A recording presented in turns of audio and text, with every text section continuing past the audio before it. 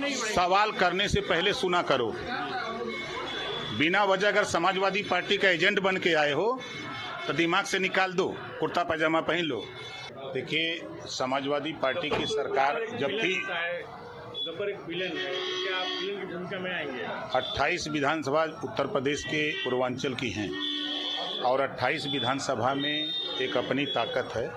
उस ताकत के दम पर जो समाजवादी पार्टी की सरकार में गुंडा राज था, उसको माननीय योगी आदित्यनाथ जी ने अपने 7 साल के कार्यकाल में उस गुंडा राज को समाप्त किया और 2800 लोकसभा सीट में पहले तो 6 लोकसभा सीट जो 19 के चुनाव में हार गए थे, उस 6 को जिताएंगे और उत्तर प्रदेश की 80 लोकसभा सीट माननीय योगी आदित्यनाथ जी से कंधा मिला करके हम एनडीए के सभी साथी, सभी घटक दल मिल करके जिताएंगे और मोदी जी को देश के कुर्सी पर तीसरी बार प्रधानमंत्री बनाएंगे।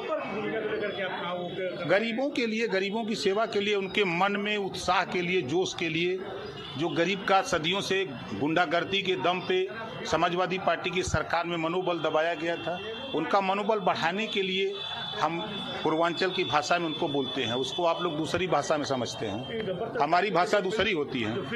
नहीं, ये समझ रहा है कि उत्तर प्रदेश सरकार में मुख्यमंत्री जी नायक हैं, तो उत्तर प्रदेश सरकार में खलनायक मंत्री कैसे हो सकता है? नहीं, देखिए, वो खलनायक की भूमिका नहीं था, वो हीरो का भूमिका था। और क्या था? हीरो क्या होता है? हीरो की भूमिका होती ना उसकी। शोले फिल्म में पूछिए हीरो कौन था? खलनायक उसको कहेंगे। कम से कम नहीं, सवाल के पहले आप लोग भी सोचो कि जब आपके ऊपर कोई आफत आती है तब याद आता है सरकार, याद आता है कि नहीं आता है? पिछली सरकार में जो गुंडागर्दी हुई गरीबों के, कमजोर लोगों के, शोषितों वंचितों के ऊपर, उससे निपटने के लिए ही ना लामबंदी हुई, ये सरकार बनी है। तो उस सरकार के साथ खड़े हैं तो क्या दिक्कत है? गब्बर सरकार एमएलसी की एक सीट आप लड़ने की बात कर रहे हैं सर, एक सीट क्या एमएलसी चुनाव लड़ेंगे सर? पार्टी को कैंडिडेट 4 लोगों का नाम जाएगा दिल्ली से जो तय होगा। थाने में एक चीज और कार्यकर्ताओं को थाने में पीला झंडा लेकर जाने की बात कर रहे हैं, इससे लोगों को मनमानी नहीं बढ़ेगी। सवाल करने से पहले सुना करो।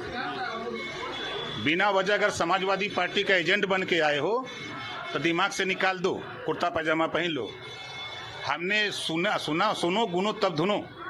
मैंने कहा कि आपकी पहचान पीले साफे से है। आप कहीं भी जाओ, थाने पर भी जाओ कार्यकर्ता नेता, तो दरोगा जी के सामने जब वो देखेंगे कि पीला साफा वाला है तो उसको ओम प्रकाश राजभर भी नजर आएगा। और आप उसको झंडा बता रहे हो? नहीं, आप उसको झंडा बता रहे हो। क्या मनमानी बढ़ेगी? मनमानी क्या बढ़ेगी बताओ? ये हम तो लगा के चल रहे हैं, मनमानी कर रहे हैं। लाखों लोगों को हम समाज में जीने लायक बना दिए, लाखों लोगों को सामाजिक स्तर उनका सुधार दिए। क्या बात करते हो आप? समाजवादी पार्टी की तरफ से लिख के ले आए हो कि यही पूछना है? अरे पूछो, अगर शिक्षा पे पूछो, बेरोजगारी पे पूछो, समाज में असमानता है उस पे पूछो। जी मंत्री जी, आप जिला पंचायत चुनाव भी लड़ाने की बात कर रहे हैं, 25 विधायक बनाने की बात कर रहे हैं, तो क्या एनडीए से जो गठबंधन हुआ है सर वो सिर्फ लोकसभा चुनाव के लिए भी हुआ है या? अरे भाई देखो, कार्यकर्ताओं का मनोबल बढ़ाने के लिए आप बताओ, उनसे कहें कि नहीं अब आगे कुछ नहीं होगा, अब उसको आप दूसरे वे पर सोचो। जनता को मैसेज भी देना आपने कार्यकर्ता का मनोबल कैसे बढ़ेगा? वो लड़ाई की जंग में कैसे खड़ा होगा? अब आप लोग इसी नाते देखो, जो हम लोग फ्री हैं तो उधर से सवाल दे दिए जाते हैं कुछ साथियों को, तो हुआ करके बिना वजह का सवाल। देखो, ओम प्रकाश राजभर आपकी भी लड़ाई लड़ता है, लेकिन कोई नेता नहीं बोलता। लेकिन आप उसको सवाल नहीं बना सकते कि पत्रकार आयोग का गठन नेताजी आप बोलते हो, कब उसको लागू कराओगे? ये सवाल नहीं कर सकते हमसे। दुर्घटना बीमा, फोटोग्राफर दुर्घटना बीमा का सवाल नहीं कर सकते हो, लेकिन अखिलेश यादव ने कह दिया तो सवाल जरूर करोगे आप। लेकिन अखिलेश यादव से ये सवाल नहीं कर सकते कि पिछड़ों का हक क्यों लूटा, मुसलमानों को क्यों धोखा दिया, दलितों का हिस्सा क्यों लूटा, ये नहीं पूछोगे। नेताजी नाराज की बात नहीं, सवाल जो हो रहा है